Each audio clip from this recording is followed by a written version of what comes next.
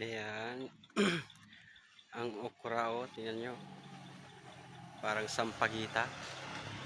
Ang ganda ng ano. Ang ganda ng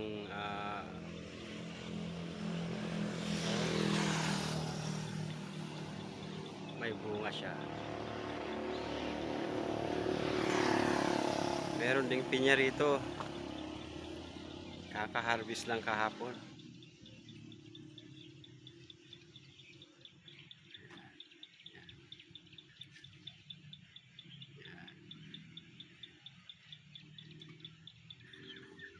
Mamaya kukunin ko tong bunga. Ayan, meron siyang isa, dalawa, tatlo, apat. Ayan, isasaog ko yan mamaya sa ano, sa sardinas. Magluluto ako ng sardinas. Igigisa natin.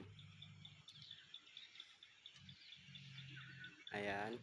Pinakita ko lang itong tanim kong okra dito sa harap ng aking company. Ayan. Yan ang company namin. Nagtatanim ako dito sa ano, sa harap ng mauulam.